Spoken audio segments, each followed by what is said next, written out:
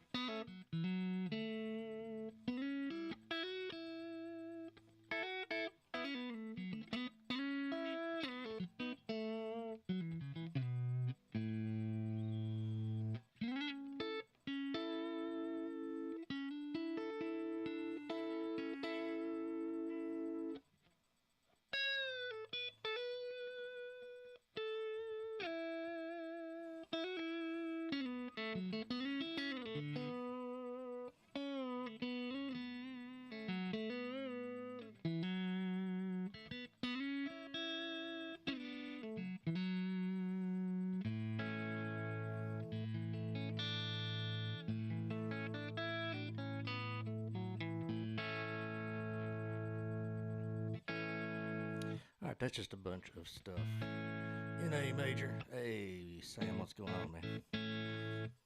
So I had the people asking for several things. I had them asking for chords, different ways to use chords, the Nashville number system, and arpeggios. And they can all kind of fit together. So we'll start with you have to start with your major scale. We're talking chords. So we'll use A, so we can just have a drone string, an open string to start on. And every major scale follows the same pattern. It's start on your root, then whole step,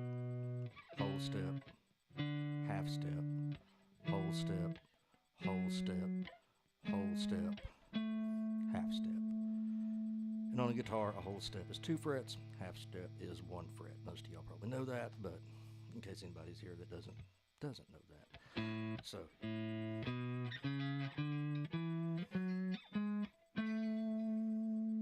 that's your major scale. That is the root of your chord. When you're going to make a chord, you're going to use your first note of that chord, or the scale, the first note of the scale for doing an A. The second note, the third note, which is a C sharp. And the fifth note, which is an E. So those are the notes that make up your A chord. So we all know how to make an A like this. There's your A, your E, another A, and your C sharp. So people make it like that. I like to do it this way. 1, 3, 5. That's your chord. So when you start getting into chord inversions, you got 1, 3, 5. Anywhere you have A, E, and C sharp together, you can make an A chord. So find anywhere on the neck, find you an A. There's an A right here. Well, right above it, there's an E. And then right here, I've got a C sharp. So I've got an A right there. If I come here, I've got an A, an E, and a C sharp. So I've got an A there. Find everywhere you can make that A on the neck of the guitar. I use this A probably as much as I use this A. Especially if you're going to play in a band that has 2 guitar players. If one guy's playing here, you don't need to be playing So I always listen, and if Sam, who's on here now, is playing right here, bring you the cash right now for that guitar. I'm kind of using it at the moment, but just so everybody knows, this is my Nash T52, and Sam that's on here right now swears it's the best telly on the planet. And one day he'll probably end up with it, but it won't be anytime soon. Sorry, Sam. Now you got me off topic from what I was talking about. Oh yeah, making chords and finding inversions. Find all those inversions, because if Sam's playing here, I'm going to go up here.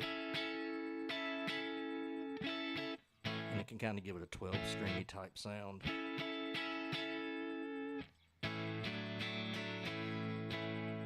Especially if you've got a really good bass player, and I see Keith Vance is on here, and so he's a good bass player. So if you got Keith playing for you, and he's playing the root note A, you don't always have to even play an A. Your bass player is going to tell him you're playing an A. You can get away with doing 2-note. Just play the E and the C sharp.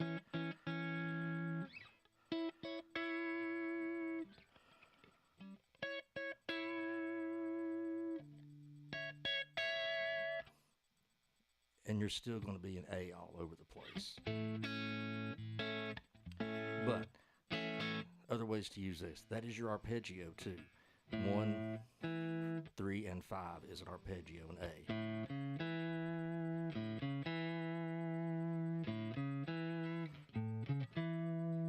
That's probably how a lot of people see it made.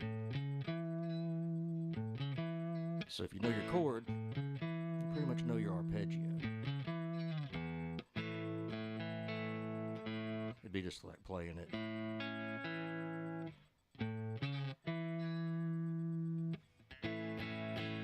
So there's your quick, here's how to make an arpeggio.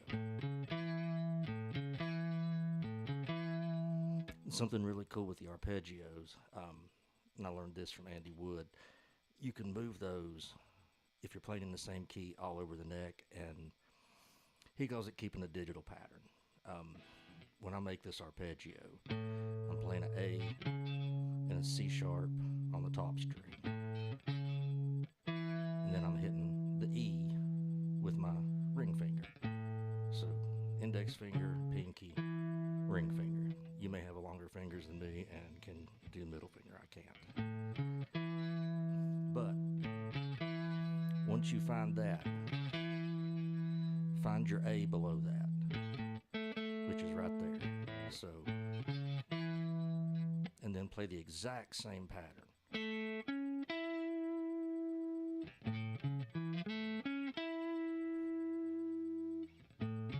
Here you're skipping these 3 frets, and then going to the 5. When you come here, you're skipping those 3 frets and going to the 5.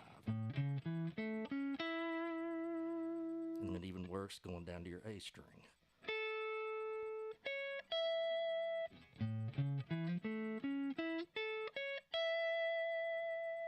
So there's your arpeggio going all the way up.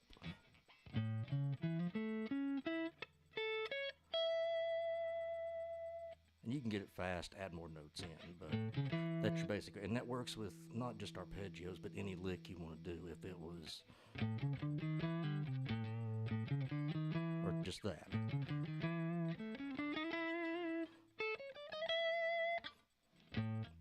Wherever you have a root note going up that direction, the same lick works. Finger spacings are the same, gets a little tighter, but so that arpeggio again. Easy way to make arpeggios. Minor arpeggios are a little easier, not quite as big a jump on the top there. But back to the chord part. Go back to the scale just a second. When we're doing this scale, going back to that. So it's your A, B, C sharp, D, E, F sharp, G sharp, A. For Brad, who wanted the Nashville number system and how that works, each of those notes is a number. A is 1, B is 2, C sharp is 3, D is 4, E is 5, F sharp 6, G sharp 7, and then you're back to your 1. 1, 2, 3, 4, 5, 6, 7, So then you've probably been at a jam session, you've been at a blues jam somewhere, an open mic, and somebody says, "Hey, let's play a 1-4-5," and they just start. They just say 1-4-5 and A, and you're like, okay. And like this is A is your first note. 1, 2, 3, 4. 4 is your D note. So you have an A and a D. 1, 2, 3, 4, 5, an E. A, D, and E. That's a 1-4-5.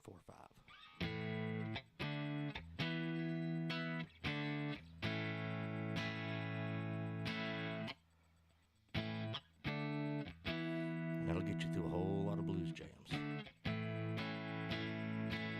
And on each of these notes, when you're following the scale up, you have to know what note to actually play, unless you're just going to play rock and roll chords,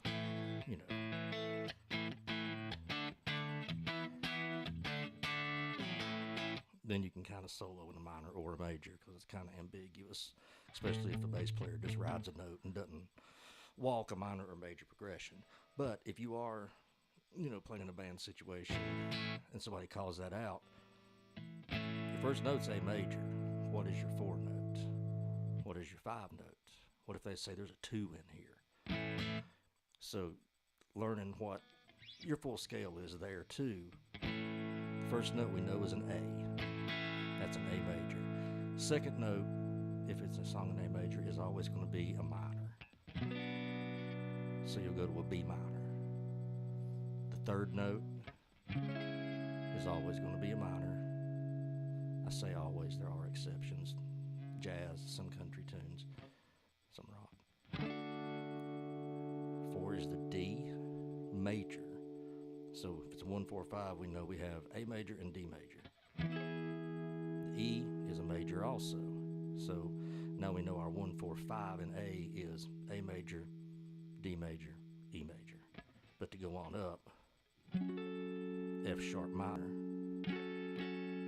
then the fun chord, go to a G sharp diminished,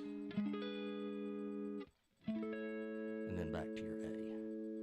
So 1, A, 2, B minor, 3, C sharp minor, 4, D, 5, E, 6, F sharp minor, 7, G sharp diminished, and 1, you're back to your main note.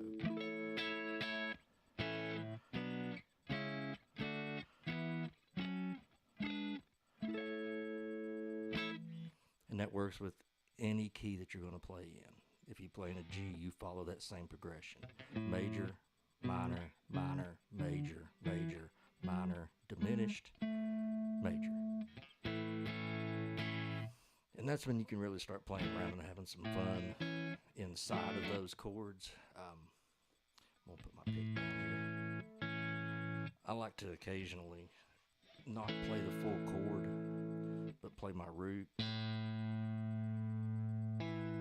the 5, and the 3, which technically is the full chord, but I'm leaving that octave note off. So instead of, you're only getting that. So you're just leaving that one A note off. But I like to do it with every note in that scale.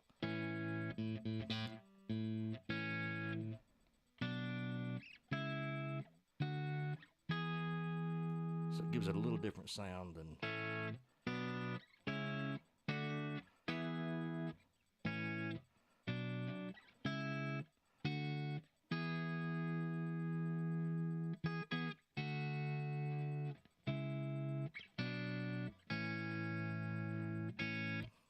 works better sometimes than just strumming those chords. So if anybody ever wants you to play Lean On Me, there it is. Major, minor, minor, major. Hope that's not copywritten and I don't get turned off for that. So, the cool thing with those is, dry like that, it does sound good. You can still get some really good sounds out of it, but I'm going to put a little bit of effects on here right now. A little bit of delay. Go to my middle pickup and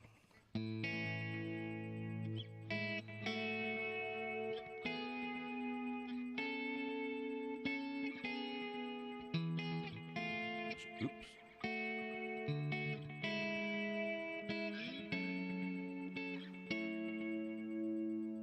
Throw that little bit of delay on there, and it already kind of starts giving you that little bit of a Eric Johnson-y type. Sounds like he's doing more than he is. All you're doing is playing a drone A string, is what I'm doing there.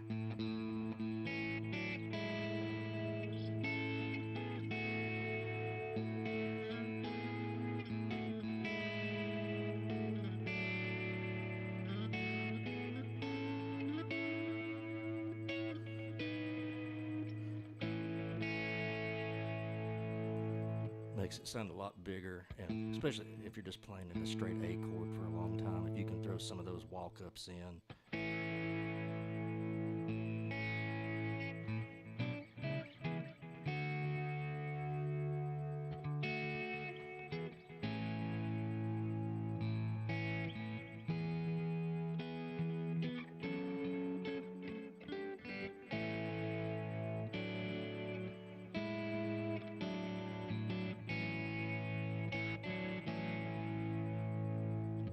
Gives it a lot bigger sound already.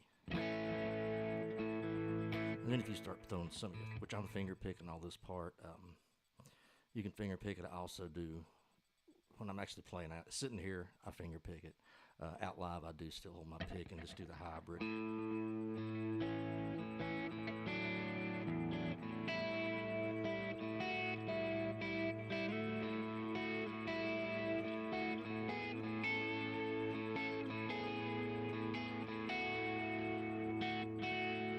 And I do kind of pluck the strings with my nails as much as possible, instead of just like the flat of my fingers. It gives it a little more, if I just use my fingers, if I can grab it with my nails a little bit, it gives it that pop.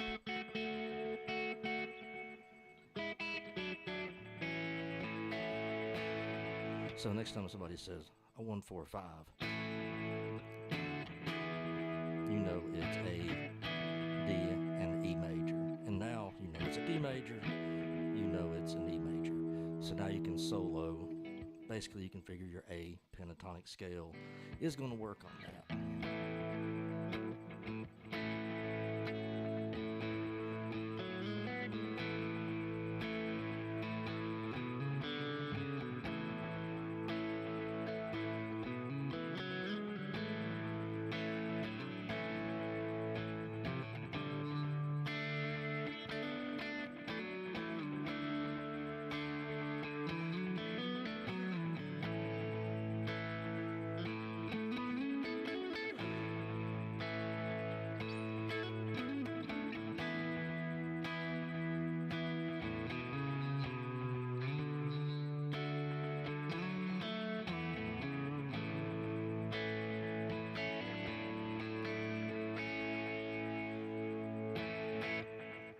It's something when you're, especially slow in the major key, if you can get that, really emphasize that third. Because if not, it could be a minor, it could be a major. Yeah, I play a lot of those oops note too. I do see the comments, just so y'all know, they're a little delayed what I see on YouTube. My stream I see, and then the YouTube stream. I'm looking at two different streams, and one's way behind. But I do see them. Appreciate you guys hanging out tonight. If you haven't already, shameless self-promotion, hit the little like thing right down there, right below the title of the thing, and hit the subscribe button if you hadn't. I don't bomb you with emails. It don't cost anything, and it might help me retire early, or buy a new guitar, because I have found the next guitar. If you haven't looked at it yet, go to Sir's website and look at Andy Wood's new red modern T. It's pretty gorgeous, but it's very expensive. So my goal is this year I get that, and I go to Woodshed. So that is what I am shooting for. So, hitting like and subscribe will help me get to that goal, and I would appreciate it. Alright, so we're on the A.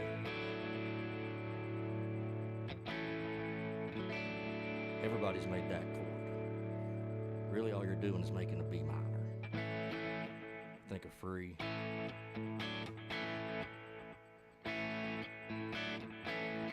All you're doing is going A to B minor.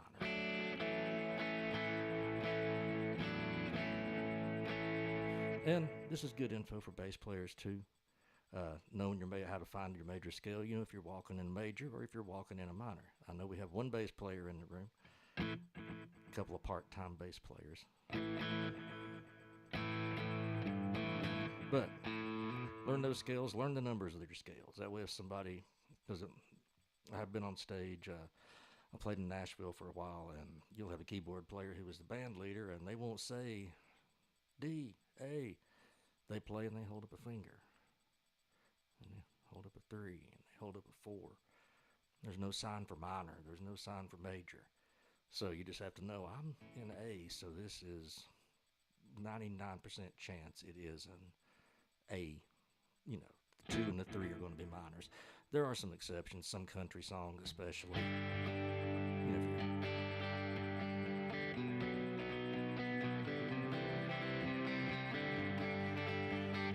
You'll have that sometimes in country, and that can throw you off, and that's where it helps you just know the song. Sometimes they will let you know ahead of time, hey, this has a major B in it. If you have charts, it'll generally be charted out.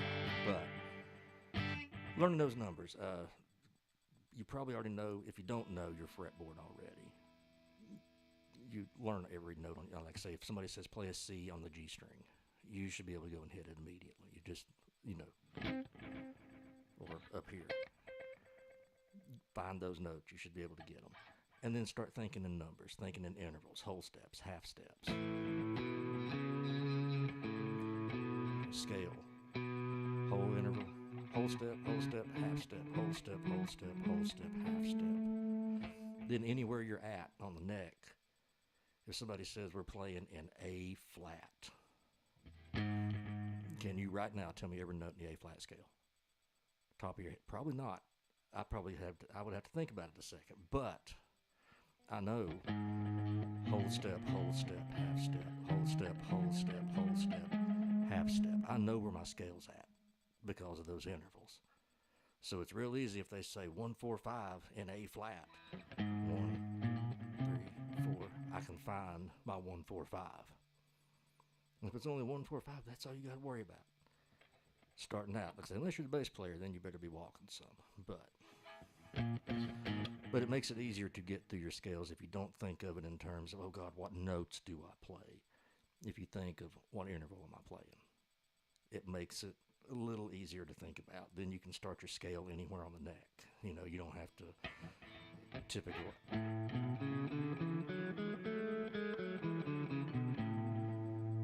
That's what somebody thinks of as an A scale.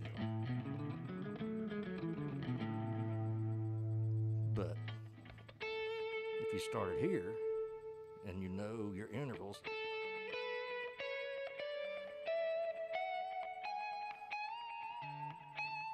sorry, overbent that.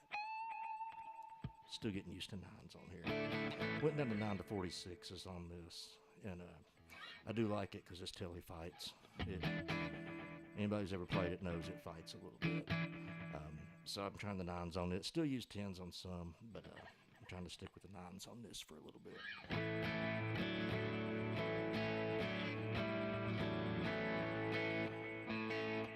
Like I said, experiment around with your effects. It's amazing what just a little bit of delay does to those sounds.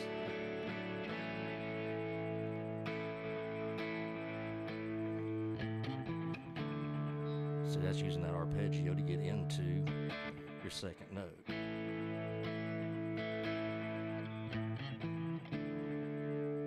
So I'm playing my A and then just doing the arpeggio, which I could do it here too. But I like to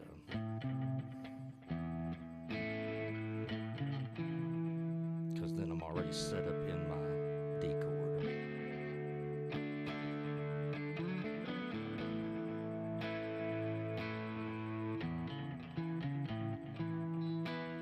backwards.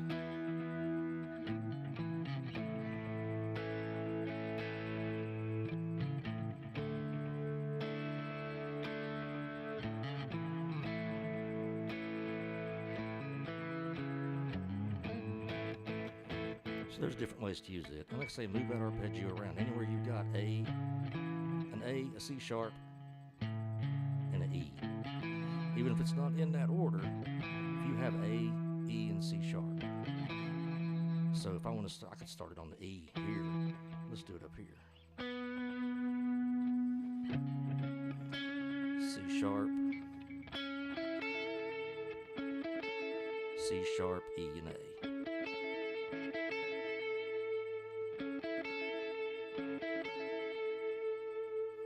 Up here, A, C sharp, E.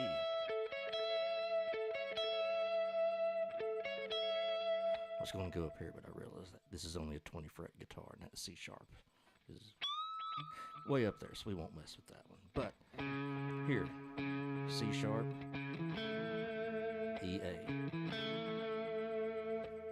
Find the arpeggio off of every note on your neck.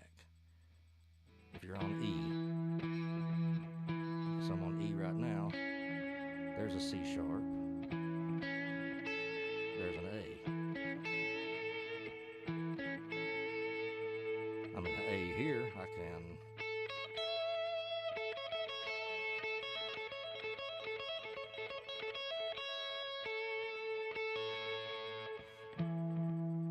E,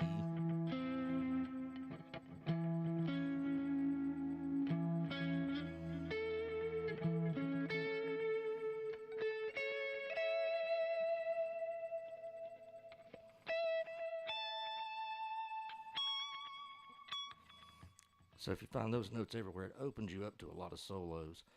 And if you already know a lot of your normal licks that you play,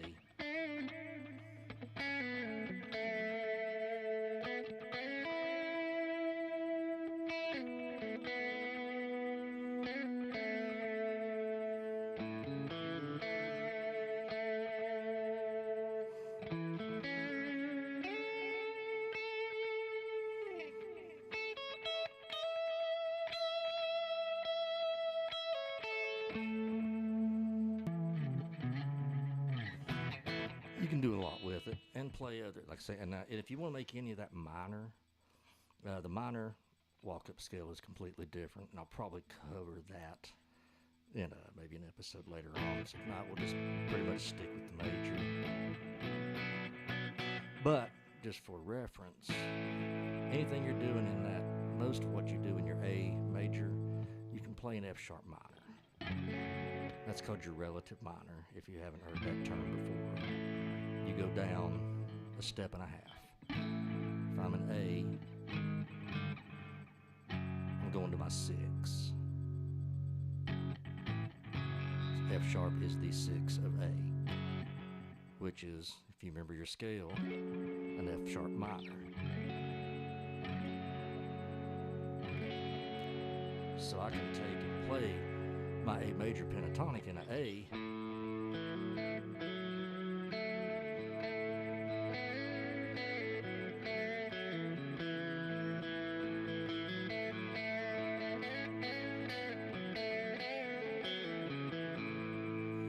but if I want to, let me turn some gain on here.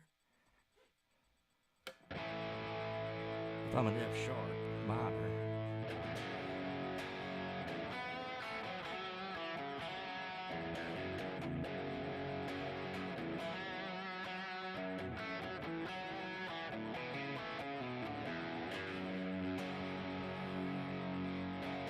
gives it a totally different sound.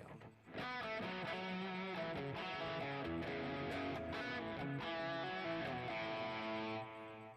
mean, that sounds like, you know, a rock song at that point, but with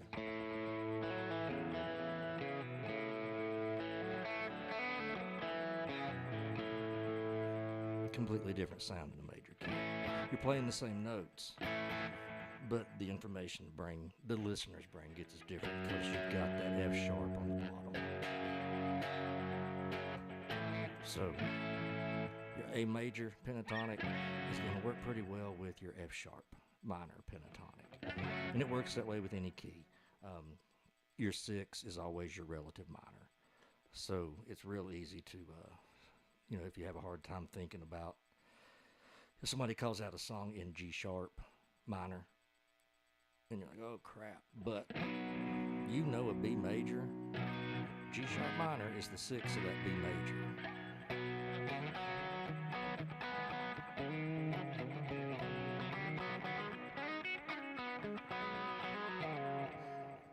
So if they're in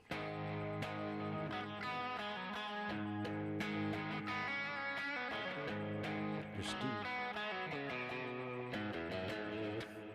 then you can play in that too. So the relative minors are good to know. But let's see who else we got there. Hobby collector. Blue one. Oh, the blue one. I just saw that same. Yeah, the blue one is pretty. I like that thing.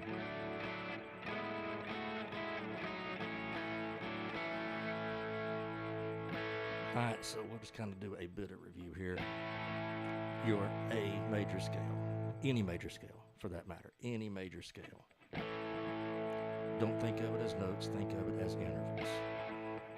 Start on your 1, whole step, half step, whole step, whole step, whole step, half step. Whole step, whole step, whole step. Oops. Whole step, half step, whole step, whole step, whole step, half step. Each one of those is a note, but each one is a number. A1, B2, C sharp 3, D4, E5, F sharp 6, G sharp 7, and you're back to your A. The chords inside that in a major scale progression. First note is a major, 1A major, 2B minor, 3 C sharp minor, 4 D major, 5 E major, 6 F sharp minor, 7 G sharp diminished, and then you're back to your A. And like I say, those chords are made up of basically an arpeggio. Your 1 note, your 3 note, your 5. A, C sharp, E.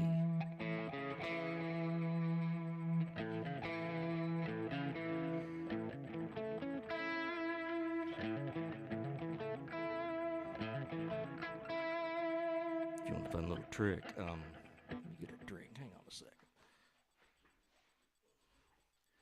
No old-fashioned tonight. I am doing the Dr. Enough. There's too many flus and stuff going around, so I'm drinking all the vitamins I can.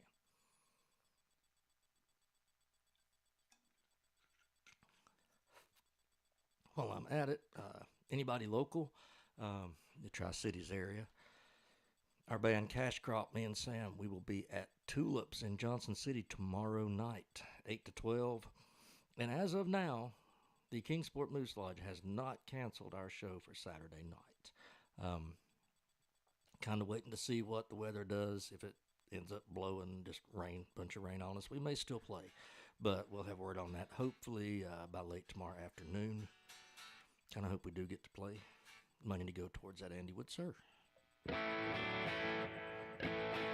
So the arpeggios, the cool trick before you go. If you want to try to get your arpeggios quicker, try hybrid picking it.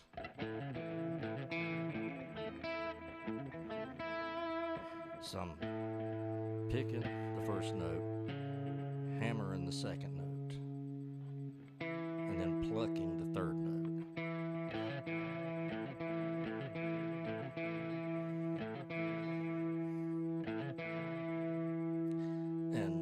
I was real bad about this for a long time. I was trying to hold a shape in place.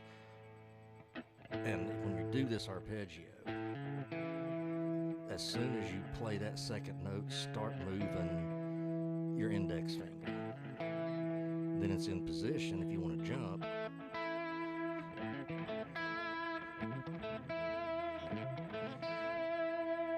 so you can get, you know, a little quicker with the arpeggios. Let me get this on here.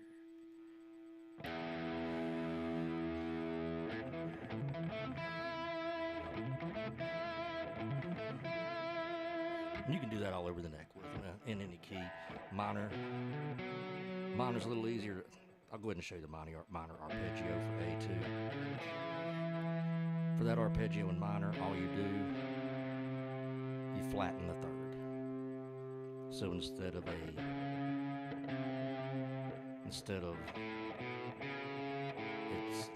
whole, it's whole half for a minor arpeggio.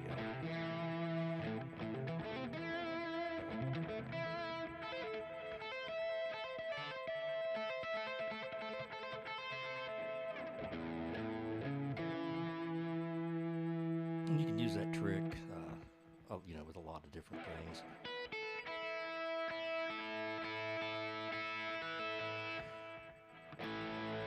Licks with your pentatonic too. If you're playing an A, I'll just show you this little hybrid tricking lick before we go. We do in the band. We do the Waylon Jennings tune. Don't think Hank done it that way. And there's a part in the lead where me and Sam do some twin stuff. And there's, you know, a lick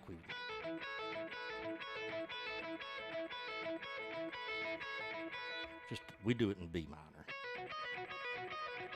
Or B major, sorry. But then we throw that onto the top.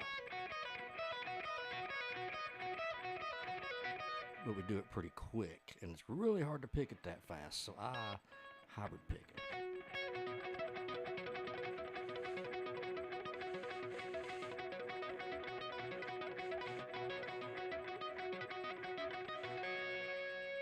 Get a little bit of delay on, helps too.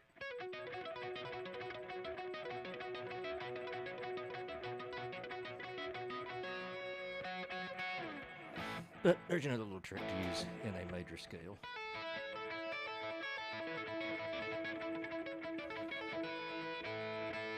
And I'm still just outlining the scale. A, B, C sharp, D. And then there's the E.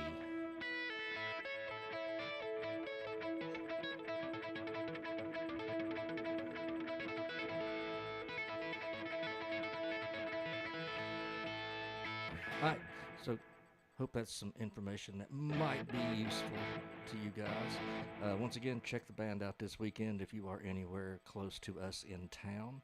Again, if you don't care, hit the like thing down there at the bottom of the screen. And hit the subscribe button. I won't email you, I won't bother you, unless it's about something really, really cool.